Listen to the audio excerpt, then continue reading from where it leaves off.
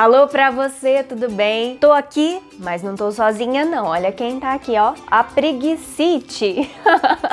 Me fazendo companhia. Na semana passada, eu fiz uma espécie de reunião de pauta com quem me segue lá no meu Instagram. Vou deixar aqui pra vocês também. E o pessoal me deu dicas, sugestões dos assuntos que queriam que eu abordasse aqui no meu canal para vocês. Um assunto que foi bastante pedido foi a minha biografia profissional e falar um pouquinho da minha carreira até então. E é sobre isso que a gente vai conversar hoje. Lá em casa é assim, minha mãe é professora de língua portuguesa, de literatura, gramática, redação, e o meu pai é da área de programação e ele se formou mais tarde também em contabilidade. Então eu tinha de um lado área humanas, do outro exatas, complementares ali. Eu sempre gostei muito das duas coisas. Então, desde pequena a gente teve acesso ao computador lá em casa, eu, minha irmã. E desde pequena também, que eu me entendo por gente, eu amo língua portuguesa. Eu era a primeira da classe, estudava previamente para poder acompanhar a professora, dar exemplos, amava. Aquela chata, nerd da sala. Então, com esse contato com os computadores desde pequena mesmo, eu e minha irmã, a gente ficava até de madrugada pesquisando blogs japoneses, chineses, coreanos que nos serviam de referência para a gente criar os nossos conteúdos daqui também.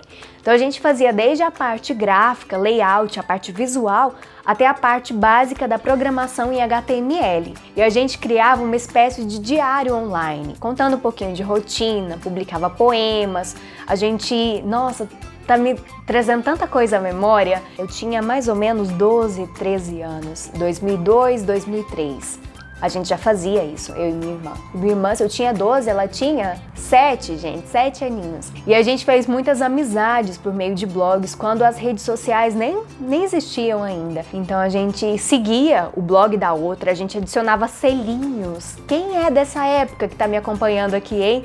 A gente adicionava selinhos, eu aprovo o blog de fulana de tal.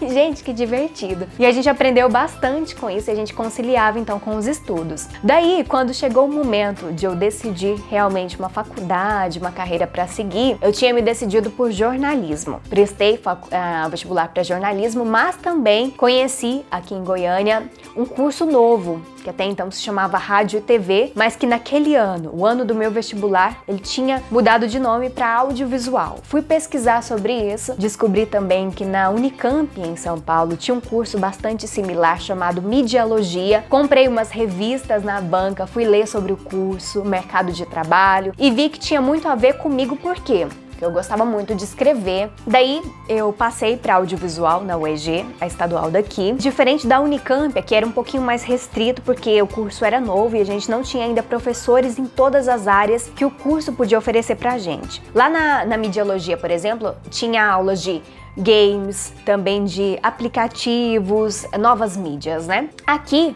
a gente não tinha acesso a tudo isso, então a gente ficou muito focado em cinema, rádio e TV. Daí eu tive, dentro da grade curricular, aulas e matérias específicas para construção de um filme, do princípio ao fim. Dou exemplo para vocês: roteiro, direção geral, direção de elenco, direção de arte, edição de vídeo, edição de fotografia. Gente, que mais? Tem muita coisa, produção executiva. E eu, graças a Deus, tive as possibilidades de conseguir atuar em praticamente todas essas áreas desde o primeiro semestre do curso. Eu sou uma pessoa muito dinâmica, nunca gostei de ficar quieta, então eu via a aula teórica, já corria para ver as possibilidades de eu atuar na prática mesmo no mercado de trabalho. Então consegui meu primeiro estágio ainda no primeiro semestre e eu passei a trabalhar em uma produtora aqui de Goiânia que fazia um programa local, tinha também o site da produtora e tinha uma revista mensal. E aí eu aprendi desde edição de vídeo na prática, correndo contra o tempo. Fui cinegrafista também durante a gravação dos programas. Eu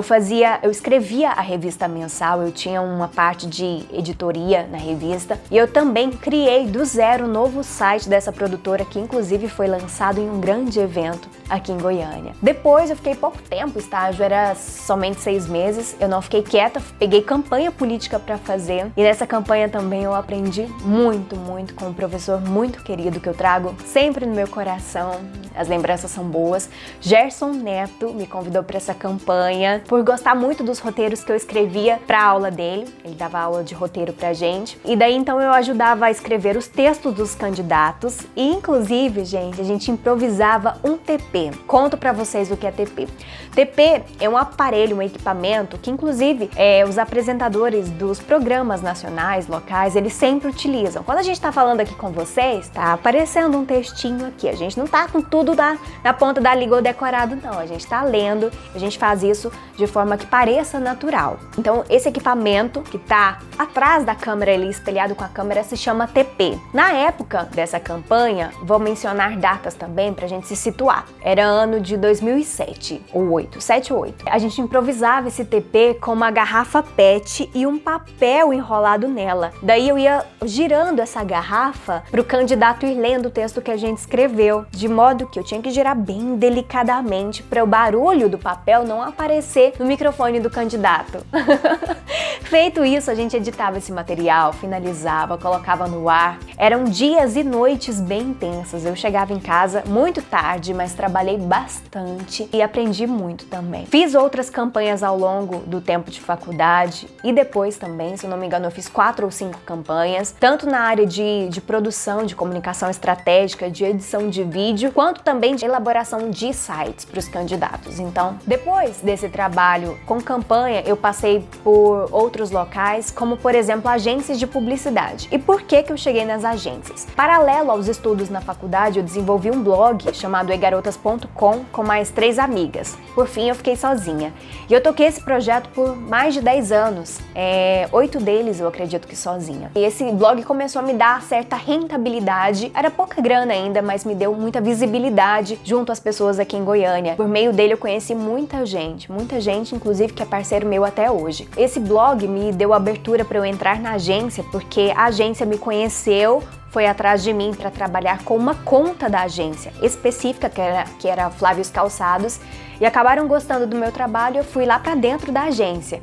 E aí então eu cuidei de Flávios Calçados, Cinemas Lumière, Citroën Liberté, QG Pastéis, Fliegen Turismo, umas 6 contas. E eu fazia desde a parte de mídias sociais, que eu ficava no departamento de marketing digital. Então o que eu fazia? Eu cuidava do planejamento, da execução, elaboração de peças, dos textos para as peças, do briefing, que é quando a gente dá ideias para o diretor de criação construir a arte da peça, acompanhava os resultados e gerava relatórios. Além disso também, quando precisava produzir algum conteúdo em vídeo, eu ia em loco, né? Eu ia pro local. Então eu pegava a câmera, gravava, posteriormente editava, finalizava o material e subia pro YouTube na época ou pro site, pro servidor. Isso foi me trazendo bastante conhecimento, bastante informação também sobre outros locais que eu podia trabalhar. Passei por outras agências. Eu trabalhei por um período numa TV filial da Band, a TV Goiânia. Fiquei pouco tempo lá, 3 meses só, mas eu tive um contato, uma experiência bem bacana com marketing de eventos, em que eu produzia os shows que vinham pra cá, ações promocionais, lançamentos de programas novos.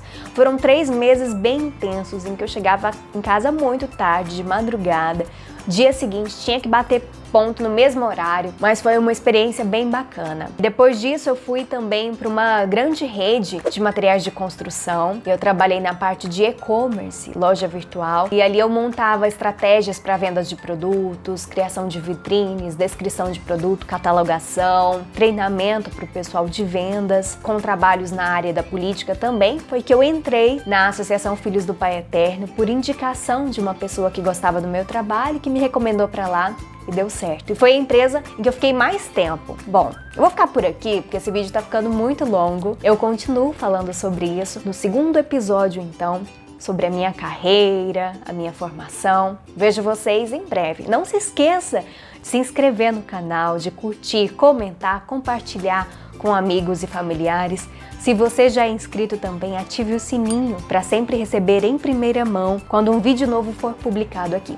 Beijo no seu coração e até já!